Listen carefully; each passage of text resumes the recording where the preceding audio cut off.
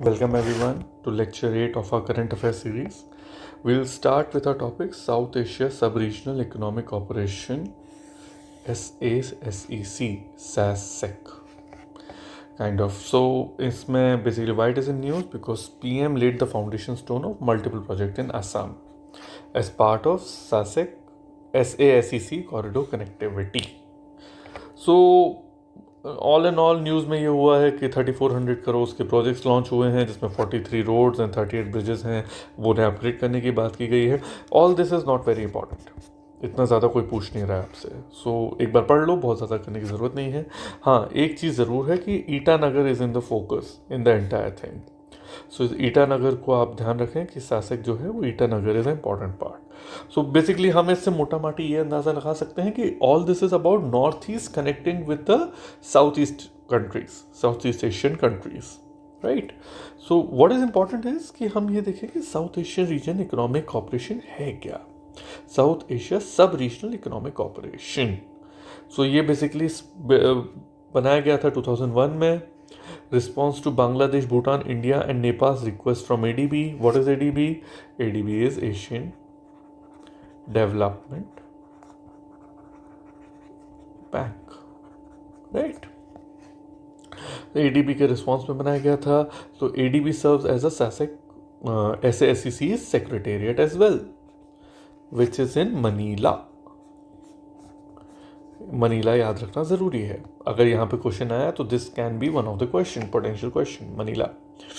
Then इसके बाद objectives हैं. प्रोजेक्ट बेस्ड पार्टनरशिप है इसमें. To promote regional prosperity, improve economic opportunities and build better quality.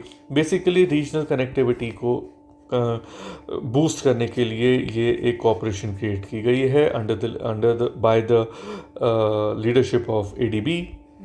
And इसका विजन क्या है? Vision is to boost intra regional trade and cooperation in South Asia, develop connectivity and trade with South East Asian, माफ कीजिएगा, connectivity and trade with South East Asia through Myanmar. So इसके focus में Myanmar है. सो Myanmar के through अगर आप जैसे map देखेंगे, सो म्यांमार इस रीजन में है. म्यांमार से इंडिया कनेक्ट होता है. म्यांमार के ऊपर यहाँ से भूटान कनेक्ट होता है. इंडिया के थ्रू अगर आप जाएंगे तो यहाँ पर नेपाल कनेक्ट होगा. अदर साइड इज थाईलैंड, नीचे देन फिलीपींस, ऊपर then Laos. So Myanmar is a center focus for everything. तो इसीलिए म्यांमार के थ्रू कनेक्टिविटी उस रीजन को, पूरे रीजन को आपस में कनेक्ट करने के लिए Myanmar was a central focus, जिसे फोकस करके पूरा प्लान क्रिएट किया गया. And so will read again. Boost inter regional trade and cooperation in South Asia, develop connectivity and trade with South East Asia through Myanmar to the People's Republic of China and the global market. अगेन इसी map पे हम दोबारा जाएं तो Myanmar से अगर हम ऊपर जाते हैं लाओस के थ्रू तो यहाँ पे चाइना भी आ जाता है. So that is the regional connectivity जिसमें म्यांमार को फोकस करके गया गया.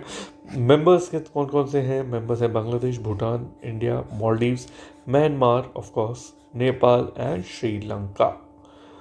इन मेंबर्स को याद रखना ज़रूरी है. इसे आप ऐसे याद रख सकते हैं कि Bangladesh, Bhutan, India, Maldives, Myanmar, Nepal and Sri Lanka.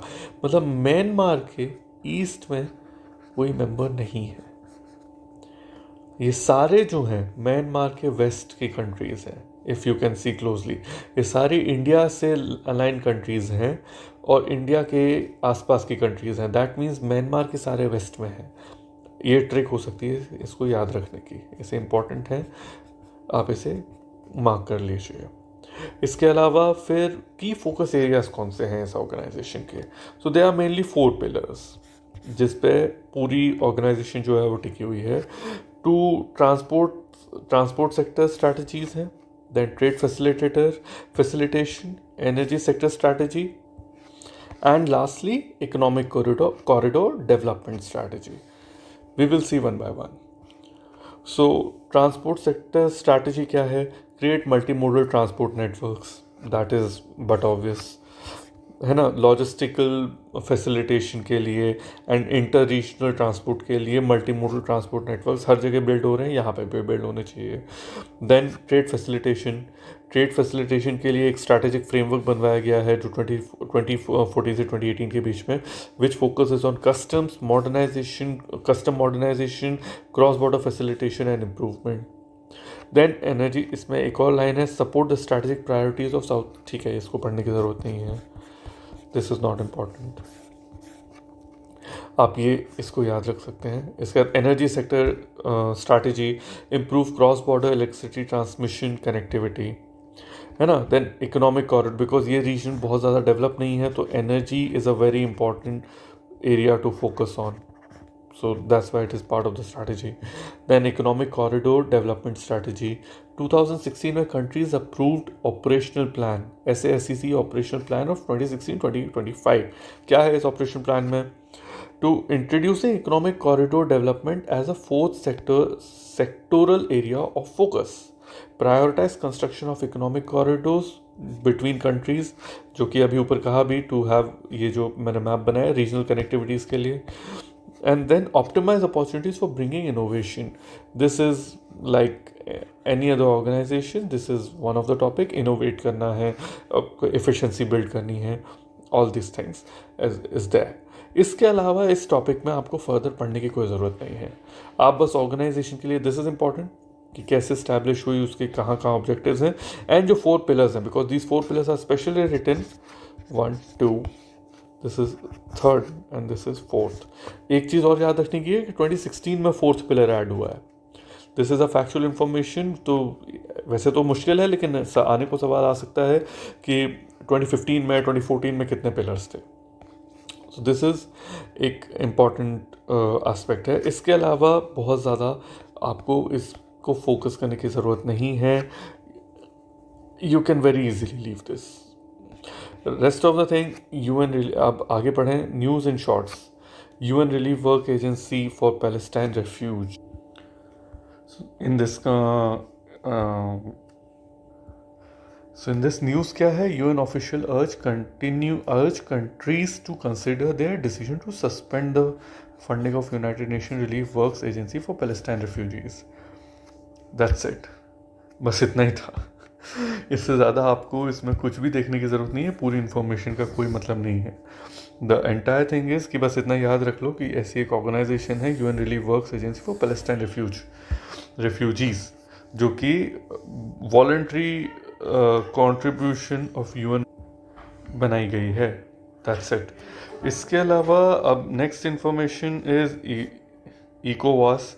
So Burkina Faso and Mali and Niger, इन तीनों ने ये वेस्ट अफ्रीकन ब्लॉक से विड्रॉ कर लिया है. हम ऑर्गेनाइजेशन देखें, so it's a regional group of organisation, 15 members की ऑर्गेनाइजेशन है. नाइजीरिया में इसका हेडक्वार्टर्स है, अबूजा में, एंड ट्रीटी ऑफ लेगोस से बनी थी. बस इससे ज़्यादा आपको इन्फॉर्मेशन और कुछ याद करने की ज़रूरत नहीं है. एम वही है, similar, raise the living standard of its people, enhance economic stability, foster relation among member states. ये बहुत ही जेनरिक सी बात है. सो सेम चीज़ यहाँ पे जाती है. Just remember this. ईवॉक करके एक ऑर्गेनाइजेशन, इकोवास करके एक ऑर्गेनाइजेशन है, 15 मेंबर्स हैं. साउथ अफ्रीका के जो डिफरेंट ब्लॉक्स हैं, डिफरेंट कंट्रीज़ हैं, उनकी एक मेंबर ऑर्गेनाइजेशन है. Burkina Faso, Mali and niger, ये तीनों हट चुके हैं अब उससे, और ये ट्रीटी ऑफ लेगोस से बनी थी.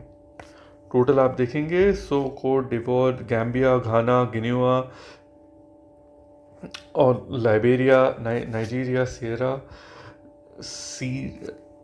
माफ़ कीजिएगा, सीरियल, ये इसको कैसे प्रोनाउंस करते हैं, I'll let you know.